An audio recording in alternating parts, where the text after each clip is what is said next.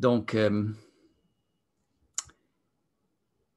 suis encore content d'être là avec vous et disons là, toujours sur le plan virtuel, mais là quand même.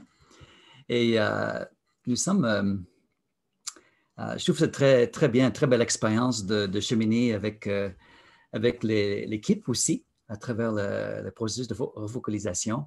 Et ce que je constate, c'est que vous avez vraiment à cœur que votre Église fleurisse, qu'elle devienne une Église qui porte un témoignage puissant à Saint-Jérôme, mais même au-delà.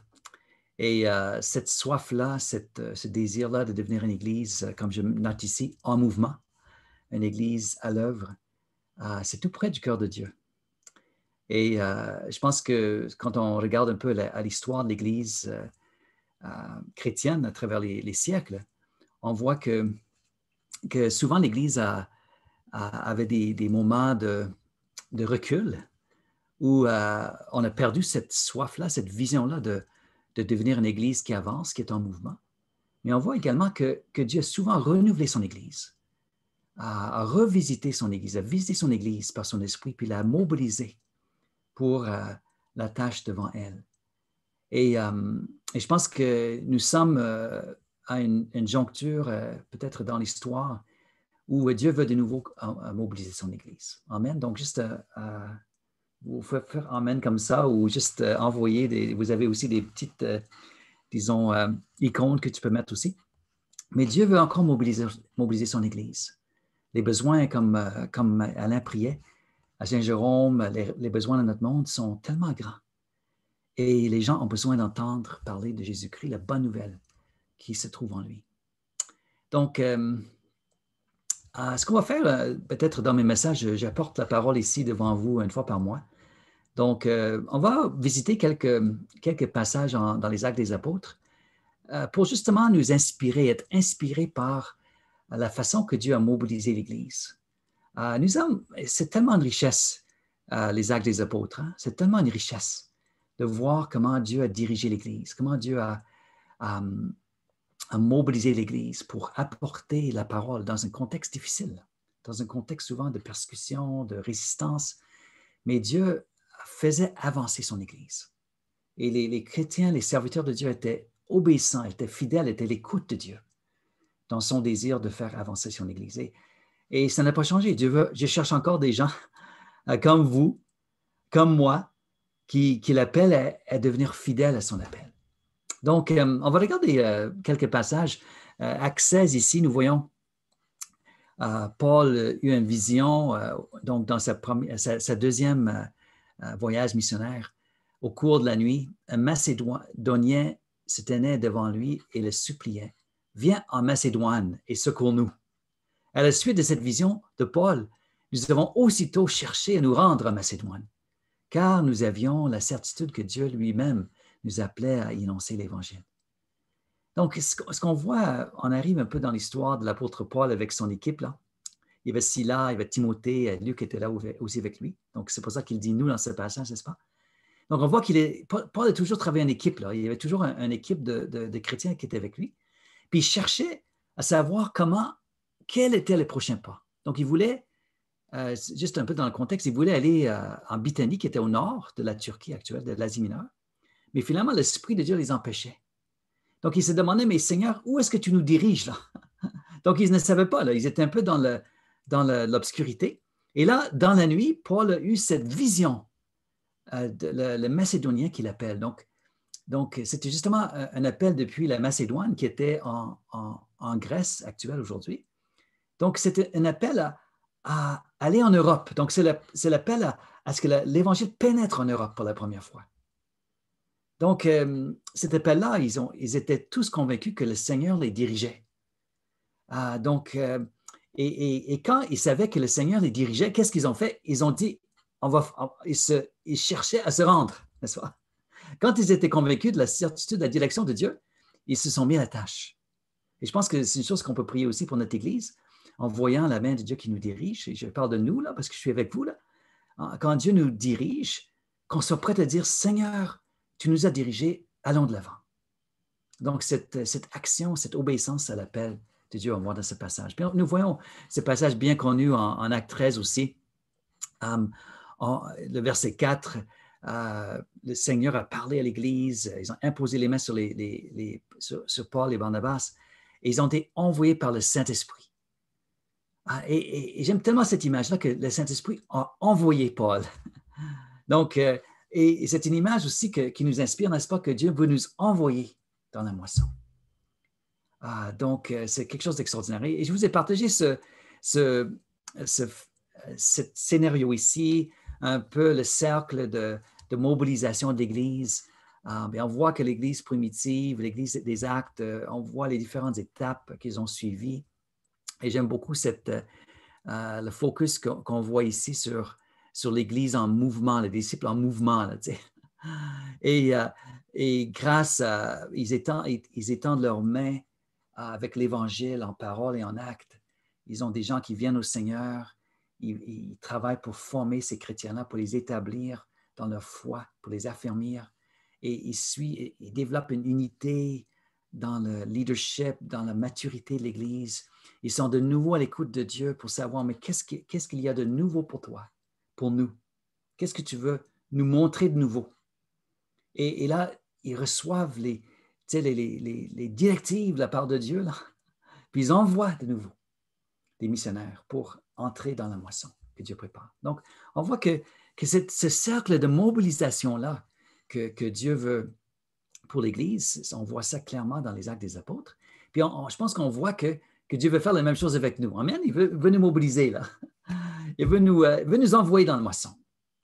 Et il veut qu'on soit des disciples et des chrétiens en mouvement et en collaboration avec lui. Donc, j'ai donné à l'équipe de refocalisation 2 passages bibliques à méditer dans leur préparation.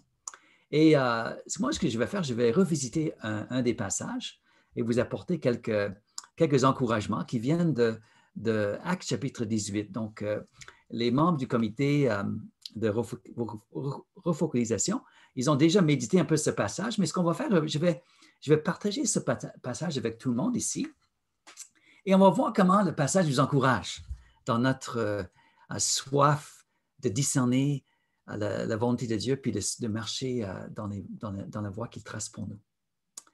Donc, peut-être je peux te demander, Alain, peut-être de lire le passage pour nous et sauver ma voix un petit peu.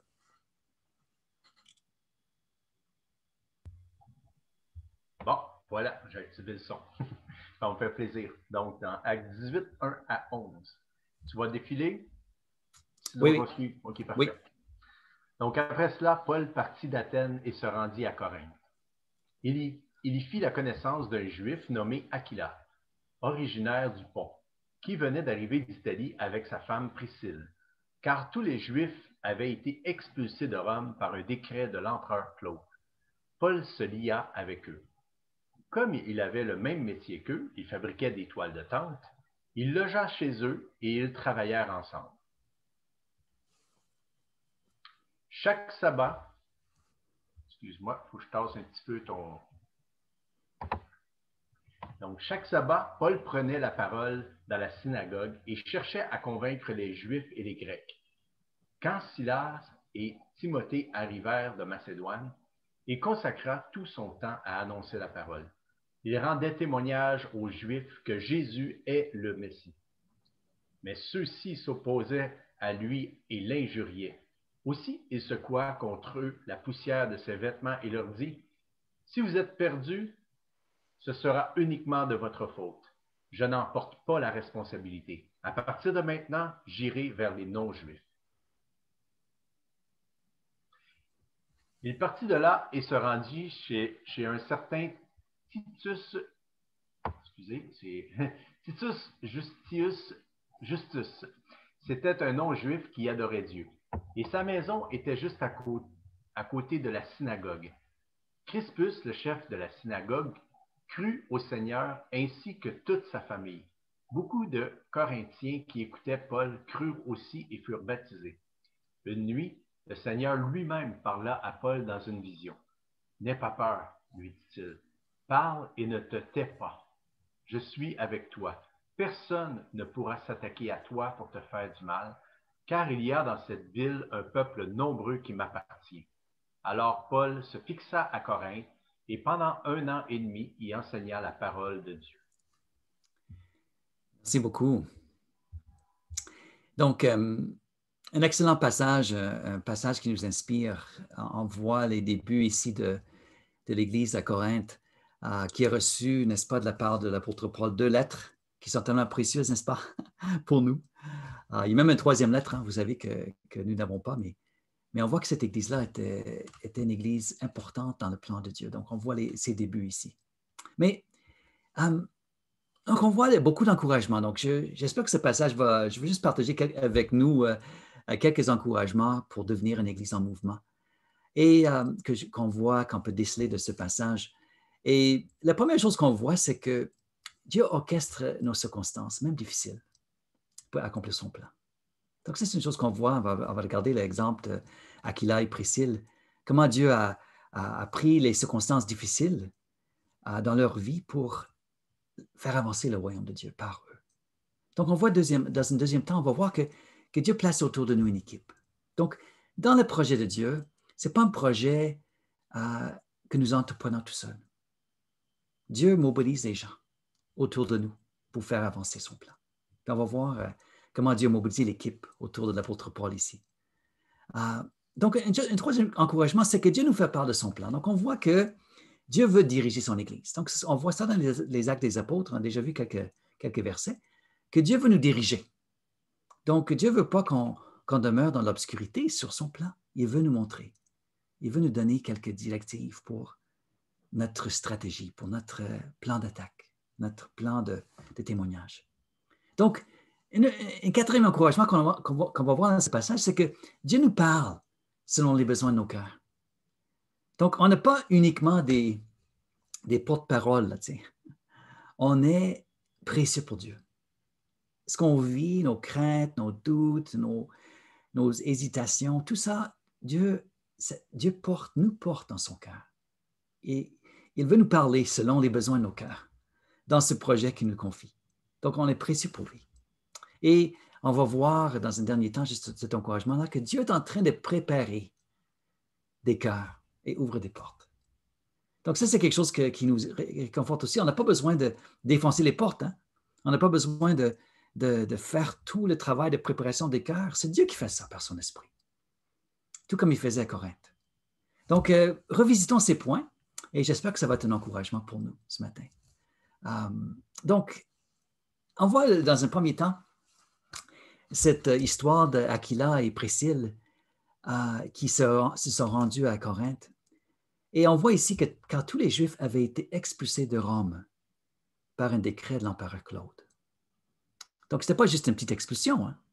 Il y avait 50 000 Juifs à Rome qui avaient été expulsés là. Donc, imaginez le bouleversement que ça peut représenter là, pour cette population-là, juive à Rome.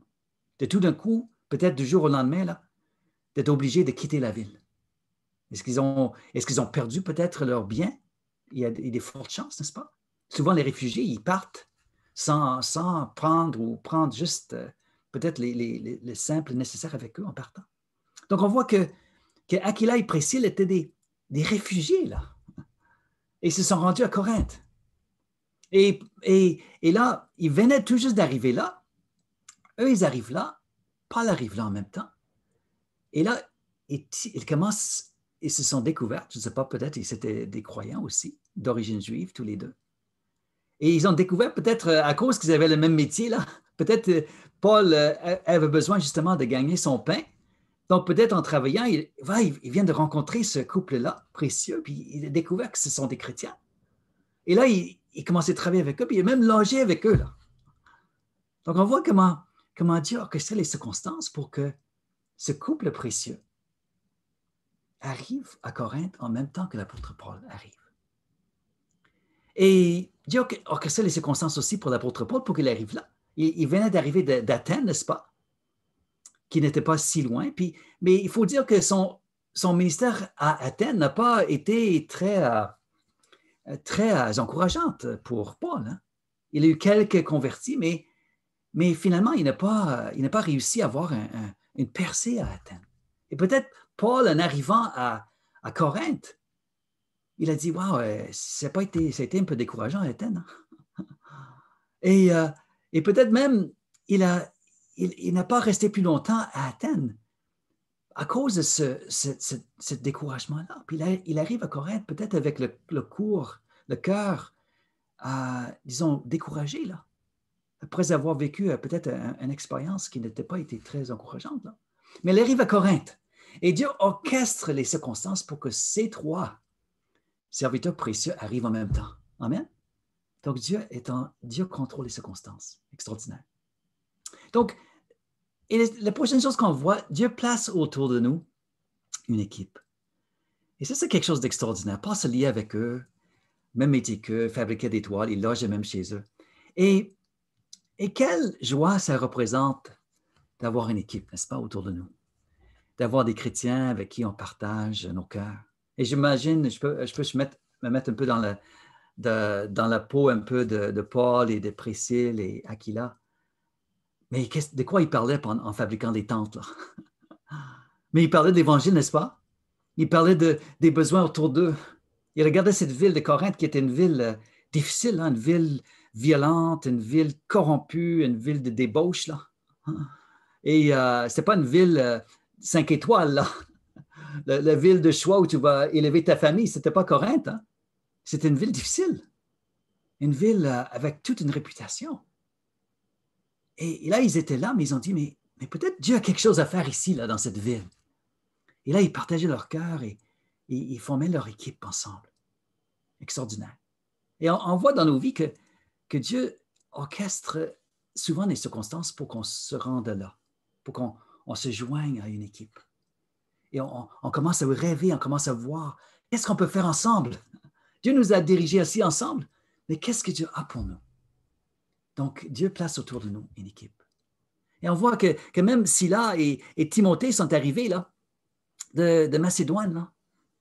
Et donc, l'équipe était là, et là, l'équipe est encore plus renforcée, n'est-ce pas? Et quand Silas et Timothée sont arrivés, qu'est-ce que Paul fait? Il consacre tout son temps à la parole. Donc, le fait que l'équipe a été fortifiée, là, a libéré Paul pour annoncer la parole. Donc, il y a quelque chose de particulier qu'on voit ici, c'est que Paul avait tout un don, tout un appel sur sa vie à proclamer la parole, mais des fois, il devait travailler là pour gagner sa vie, puis pour voir ses besoins, etc. Mais on voit que peut-être Silas et Timothée sont arrivés, ils étaient à Bérée, là, ils arrivaient de Bérée, là. Mais peut-être justement, ils ont apporté un don avec eux, un don en argent, qui permettait à Paul de se lancer davantage dans son ministère. Et on voit que souvent dans une équipe, là, il y a des gens qui ont différentes ressources, peut-être des ressources financières. Paul avait des dons particuliers. Priscille et Aquila, sans doute, ils ont prêté main forte à toute la fondation de l'Église. Donc, Dieu est en train de former une équipe à Corinthe. Et cette équipe-là était la fondation, était en train de devenir la fondation de l'Église.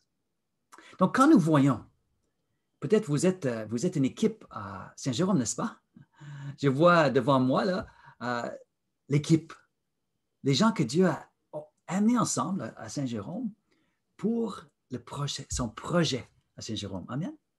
Donc, Dieu vous a amenés ensemble pour différentes raisons. Là. Je ne sais pas combien viennent de Saint-Jérôme, là.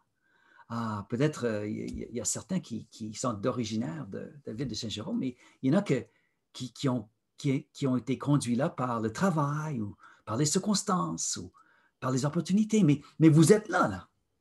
Et vous faites partie, vous formez une équipe ensemble. Et la bonne nouvelle, c'est que Dieu vous a dirigés ensemble. Et vous êtes là ensemble. Amen. Amen. Vous formez une équipe. Donc, cet encouragement, Dieu orchestre les circonstances, Dieu place autour de nous une équipe. Et le troisième encouragement qu'on voit dans ce passage, c'est que Dieu nous fait part de son plan. Donc, Dieu veut parler, il veut nous communiquer son plan. Il veut nous communiquer une stratégie. Comment avancer? Que faire? Donc, la stratégie de l'apôtre Paul, sa stratégie était toujours d'aller dans les synagogues. Il était juif d'origine, puis de commencer des discussions avec les dirigeants, avec les responsables, avec les Juifs qui se réunissaient dans les synagogues. Mais il faut penser que, comme vous voyez, le ministère de l'apôtre Paul, partout où il passait, il allait tout de suite dans les synagogues, puis il parlait aux Juifs. Puis ce qu'il a constaté ici, c'est que les Juifs à Corinthe, par exemple, ils s'opposaient à Paul. Ce n'étaient pas des gens qui étaient ouverts à l'Évangile. Et à tel point qu'ils se sont opposés, ils l'ont même injurié, là, ils l'ont insulté. Là. Donc, on voit que leur opposition n'était pas juste une petite résistance. Là. Il y avait une opposition violente, une opposition, une moquerie, une résistance profonde de l'Évangile. Et à tel point que Paul dit, mais ça y est, là, je vous laisse, là, puis je m'en vais vers les non-juifs. Donc, qu'est-ce qu'on voit? On voit que des fois, Dieu va nous diriger à cause des circonstances. Dieu va nous diriger en disant, mais j'essaie de partager l'Évangile avec ce groupe de personnes-là, mais je trouve que, franchement, la porte est fermée, là. Ces gens-là, là, ils ne veulent rien savoir, là, tu sais. Puis, à force de cogner notre nez, là, sur la porte, là, les portes fermées, les cœurs fermés, on dit, mais Seigneur, qu'est-ce que je fais, là? Il me semble que les cœurs sont fermés. Mais peut-être Dieu veut que vous cherchez ailleurs, les gens qui sont plus ouverts à l'Évangile. Au lieu de casser la tête en essayant de partager l'Évangile à quelqu'un qui n'est pas ouvert, peut-être Dieu est en train de diriger l'Église vers d'autres mondes, vers un autre groupe de personnes qu'il prépare justement. On voit ce qui est arrivé à l'apôtre Paul ici. Mon expérience à moi au Québec a été très riche. Hein. Je suis arrivé ici en 1980, jeune étudiant, il y a 40 ans. Là. Wow. J'étais jeune dans le temps. Et j'étais à l'Université Laval. Je ne sais pas s'il y en a d'autres qui ont été à l'Université Laval ici, à Québec. Et je suis arrivé là en 1980. Et je me suis joint au ministère des Navigateurs. Je ne sais pas, est-ce qu'il y en a qui connaissent le ministère des Navigateurs? Certains? C'est un ministère sur le campus, qui a été sur le campus des universités, ici au Québec. Et je faisais partie, je venais de l'Ouest canadien, je faisais partie de ce ministère là-bas, en Alberta aussi. Mais quand je suis arrivé ici en 1980, là, en bon québécois, ça pétait le feu. Là. C'était quelque chose d'extraordinaire. Là. On voyait, je vous dis, hein, on voyait les jeunes étudiants universitaires venir au Seigneur à chaque semaine, l'année longue. On avait des soirées d'évangélisation, les soirées de rassemblement, là, les jeudis soirs, là, je me souviens, là, puis on était 40, 50 jeunes étudiants universitaires, là, puis la moitié, c'était des non-chrétiens qui avaient soif de la parole de Dieu. J'ai dit, moi, j'arrivais de l'Ouest canadien, là, puis je n'avais jamais vu une ouverture à l'Évangile comme ça dans l'Ouest canadien. Mais je sais que pendant toute l'année, quand j'étais dans le ministère dans l'Ouest canadien, là, on avait vu 2 personnes venir au Seigneur. Toute l'année, là. De peine et misère, tu sais, on voyait les gens venir au Seigneur. Mais là, on voyait, j'en revenais pas, là. Il y a même un jeune étudiant que j'ai encadré à l'Université Laval qui est maintenant pasteur dans la Beauce, là, tu sais. Et, mais c'était extraordinaire, là, l'ouverture à l'Évangile parmi ces jeunes universitaires-là. Là. C'était quelque chose. 40 ans plus tard, et pendant cette année-là, nous avons...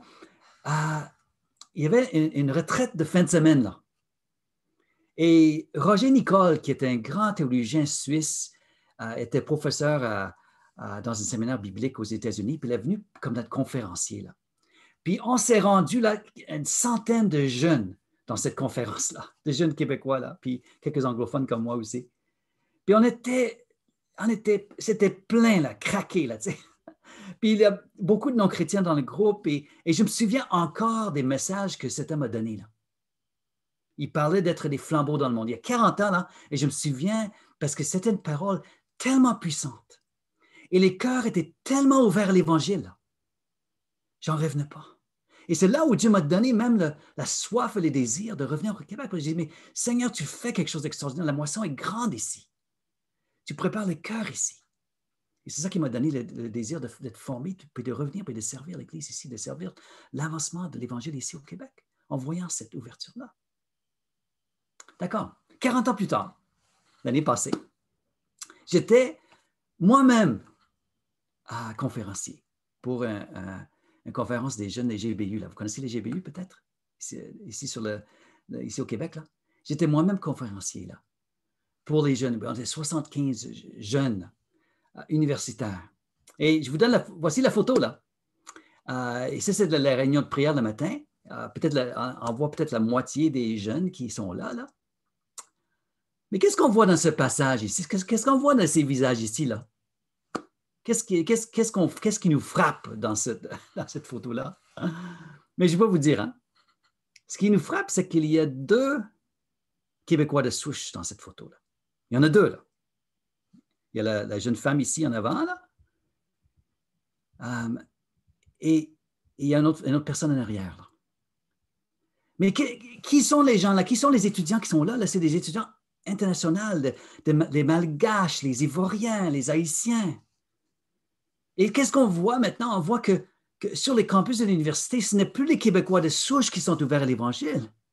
C'est les nouveaux, les néo-Québécois qui sont là. C'est les étudiants internationaux qui sont ouverts à l'Évangile. Et je m'en réjouis, là.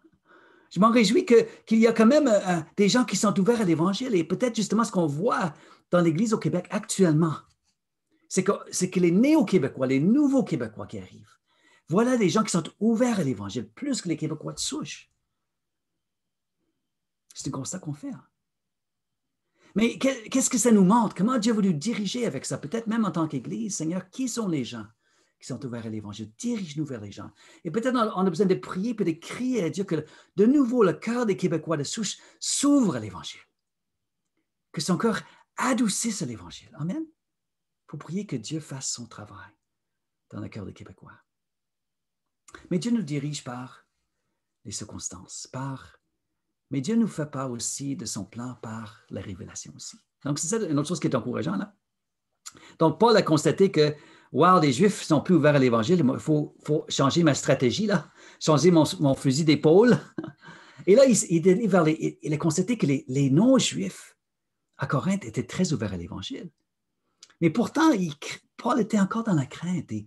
Mais Dieu lui-même lui parle, le Seigneur lui parle, lui-même parle à Paul.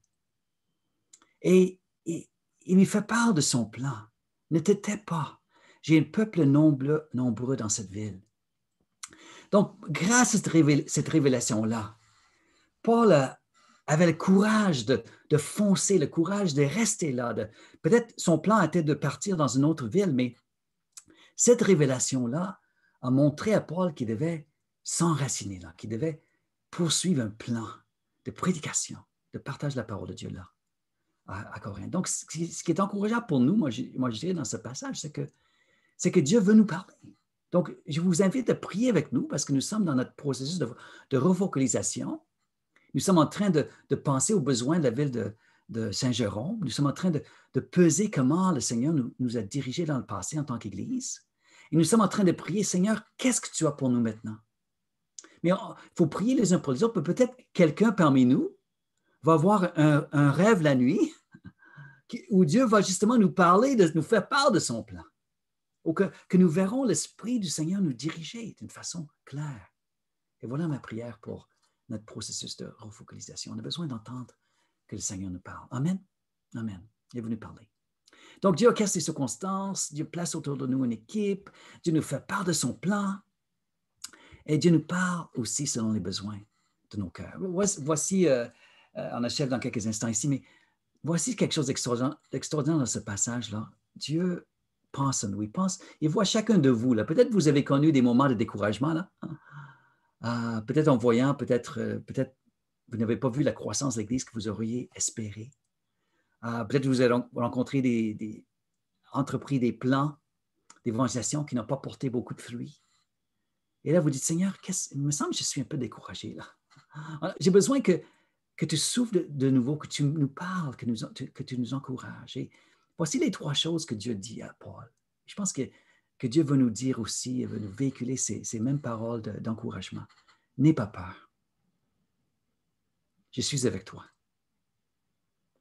Et personne ne pourra s'attaquer à toi. Quelle promesse, hein? N'aie pas peur. Je suis avec toi. Et je vais te protéger. Donc, voilà les promesses que Dieu donne à vous, mes amis. Là. à nous, là. On n'a pas besoin d'avoir peur. Il est avec nous.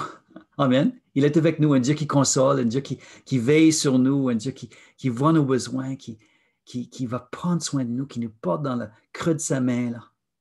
Il est avec nous. Nous sommes avec lui. Et il va nous protéger.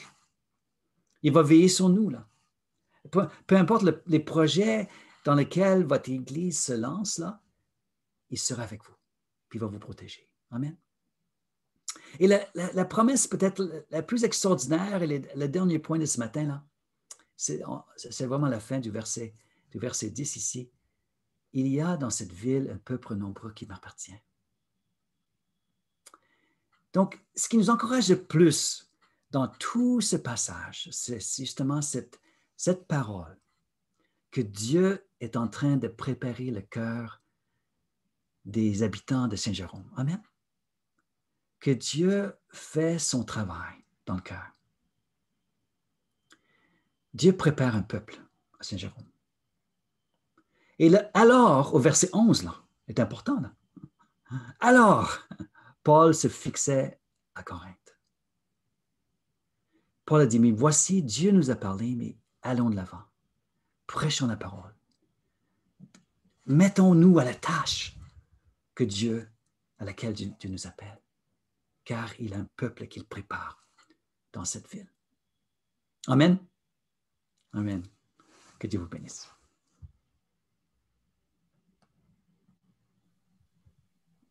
Merci beaucoup, Barry. Très encourageant.